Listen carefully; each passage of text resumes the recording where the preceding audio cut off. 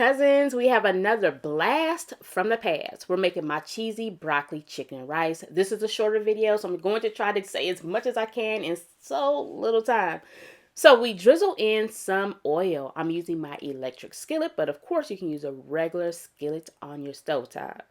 This meat, okay, is chicken, obviously, but it is boneless, skinless chicken thighs. If you want to use chicken breast, you can. I'm going to season it with salt-free seasoning or seasoning salt.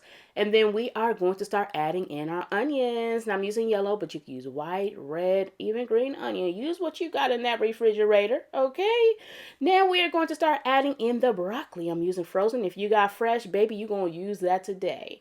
Now don't forget to give this video a thumbs up. I guess I said that a lot in the past, in my other videos.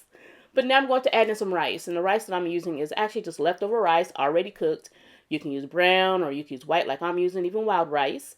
And then we're going to add our cream of soup. So, cream of mushroom, cream of celery, cream of chicken, whatever you got in that pantry, that's what you're going to use, baby. And now we're going to mix everything until well combined. But yeah, don't forget to add some cheese. And my preference is sharp cheddar, but if you have a different preference, that's what you're going to use. Now we're going to transfer all this delicious goodness stuff into our casserole dish. I'm using a 9x13. And then we are going to top this off with some more cheese because you know I love my cheese. And then we are going to sprinkle some seasonings on top, okay? Now, once this is done, we are ready to put this baby in the oven, okay? We're going to cook this on 375 for 20 minutes. And once done, this is what it looks like.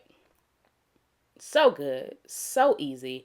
It was so hard for me to try to say everything in under 3 minutes, but if you want the exact measurements, head over to iHeartRecipes.com. I will see you there.